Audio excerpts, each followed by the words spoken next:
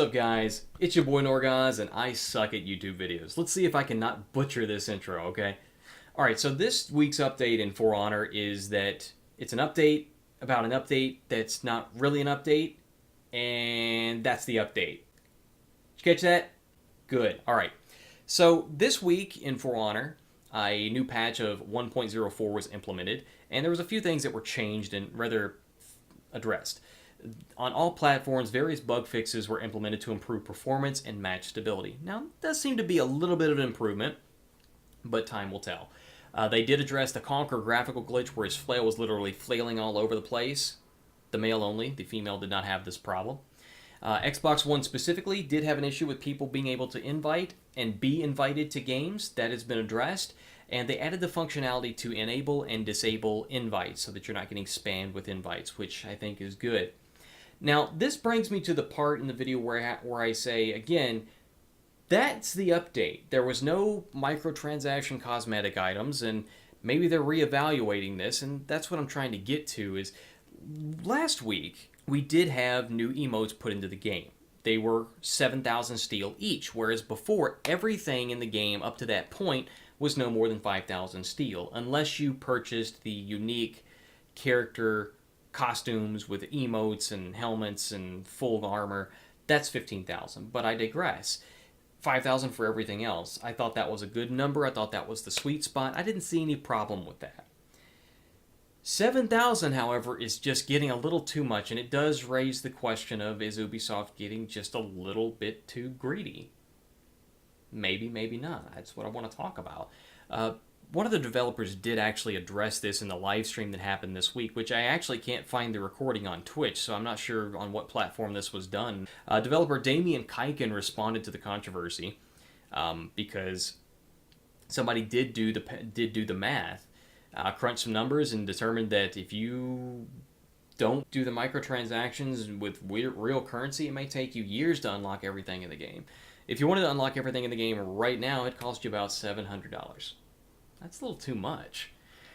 Now, Kaiken says, we never had an intention for you to unlock everything in the game. He went on to compare this to World of Warcraft and stated, in World of Warcraft, you would never try to unlock everything for all the characters of the whole game. Same for any MOBA. You're not trying to unlock all content for all the characters in the game. And that's where you're wrong. We are trying to do that in a lot of cases. We know we may not quite get there, but the intention is to unlock everything for the characters that we like. You may not do it for all characters, he may be right in that sense. However, by him saying this, I believe that he's missing the point. And the point is that the marketplace is not a success at this point. It needs to be changed or adjusted in some way, shape, or form. Now, that part's up for discussion. Kaiken did go on to say that before the launch, the developer expected most players to only play 1 to 3 characters, and that's kind of true. I agree with that. The design is based around that, he says. The cosmetic items are really, for us, the in-game content, the things we want you to unlock after playing for several weeks. And this is where I have a little bit of a problem, and I'm trying very hard not to take this out of context, but the end game for this game is not something that's in the game. It is not microtransactions, it's not cosmetic items, it's esports. It is esports. And that's something that's going to be implemented into the game in a way with tournaments and ranked play. But before you can do tournaments and ranked play, you need to fix your servers. You need to fix your connection. You need to fix the peer-to-peer issues, and you're not going to do it. But I digress. I want to know what you guys think. Let me know, do you think that we need to change the steel amounts that we get at the end of each match? Do we need to adjust the amount of steel that you purchase in the marketplace? Like $1 for steel currency? Do we need to change the amount of steel for every item? I think that's the solution, the latter, is you need to adjust the amount of steel for certain things, like the emotes. 7,000 steel is ridiculous. It's asinine. It's unheard of. I don't know why that was done. Unless it was to encourage people to actually buy in-game currency. Come on, Ubisoft, get your head on straight. Let's do this right. I think the game is a great game, and unless you treat it properly, like a car, it's going to break down.